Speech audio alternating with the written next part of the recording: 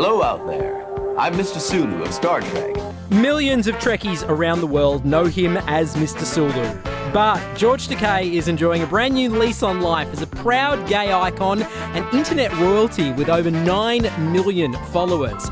But life for George Takei began very differently. Oh my. So I wanted to go back to the very beginning. As a young man, your family was sent to an internment camp for Japanese Americans during the World War. Do you remember when the soldiers came to take you guys away? I do. I turned 5 years old, and just a few weeks after that, my parents got me up very early one morning together with my siblings, and we saw 2 soldiers marching up our driveway. I saw the glint of bayonets. They stomped up the front porch and they banged on the door. A terrible, horrible, loud bang. I can still hear that sound. My father answered it, and literally at gunpoint, we were ordered out of our home. We went out and stood in the driveway, waiting for our mother to come out. And when she came out, she had our baby sister in one arm, and tears were streaming down her cheek. I'll never forget that horrible, terrible, traumatic morning. Flash, Japanese attack on Pearl Harbor. Japan struck first and declared war afterwards. I mean, hysteria swept through the United States. We were innocent American citizens. And yet, because we had to look like the people that bombed Pearl Harbor, that was normal. I remember the barbed wire fence, the sentry towers, the machine guns pointed at us, and the searchlight that followed me at night when I made the night runs to the latrine. But to 5-year-old me, I thought it was kind of nice that they lit the way for me to pee. Right. I was That's very one way of young. thinking about it, I suppose. Well, everybody I knew lived the same way we did. I started school and the teacher taught us the Pledge of Allegiance to the flag. I could see the barbed wire fence and the sentry tower right outside my schoolhouse window as I recited the words, "with liberty and justice for all."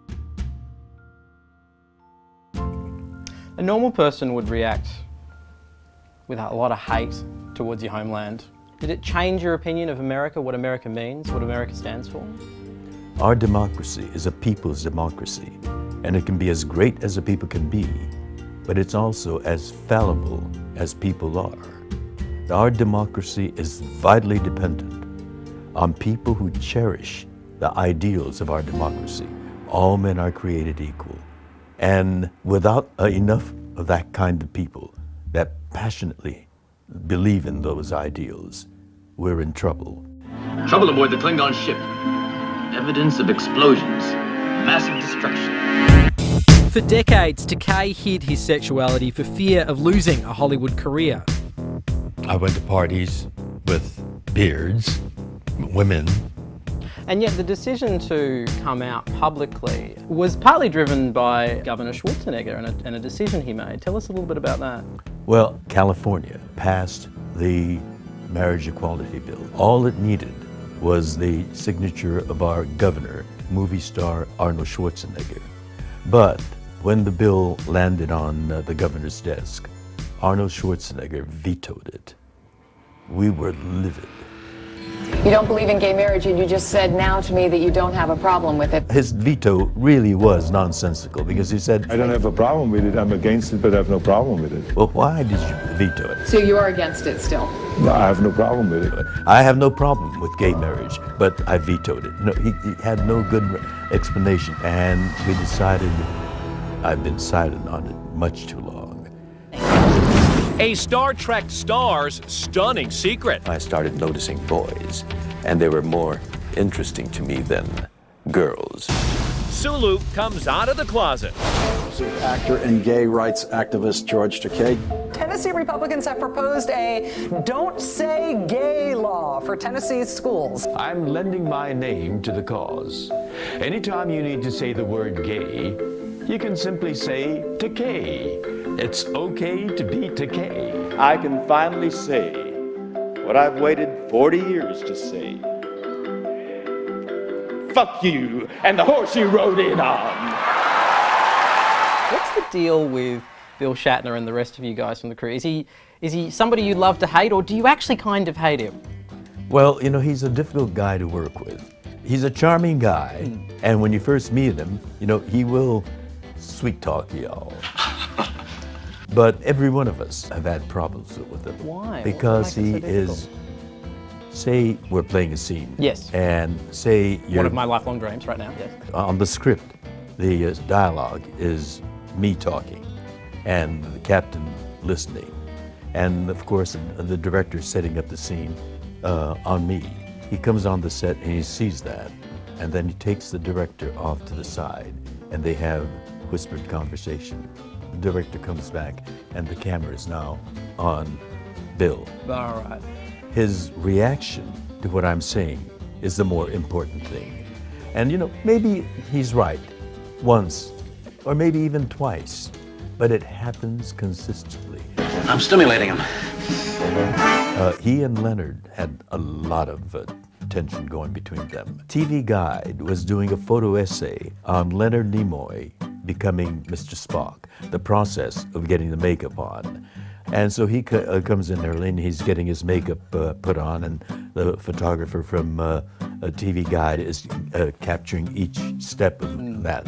And then half an hour later, Bill comes in and sees what's going on. He turns on his heel, gets to a phone on the set, and shortly a minion comes over and dismisses the photographer.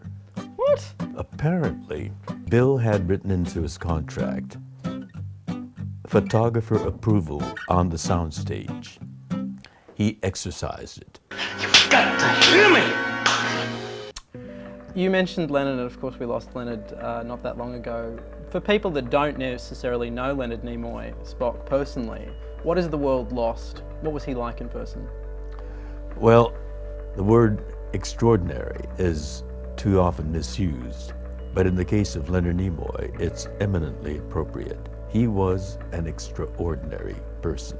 When animators bought Star Trek as a cartoon series, animated series, they hired only Bill Shatner, Leonard Nimoy, Jimmy Doohan, and Majel Barrett. But when Leonard found out that the rest of us were not hired, he said, I'm going to walk away if Nichelle and George are not included.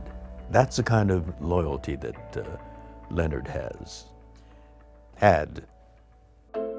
We all, you know, one of the gifts that we got from Star Trek is the fact that our work colleagues became lifelong friends. George, you are a gay icon, you're a popular culture icon, you're a pioneer for Asian American actors. If you could go back and say anything to that kid in the internment camp, what would you say? Be optimistic. Have hope. You may be behind barbed wires, but there will come a time you are going to be able to make a contribution.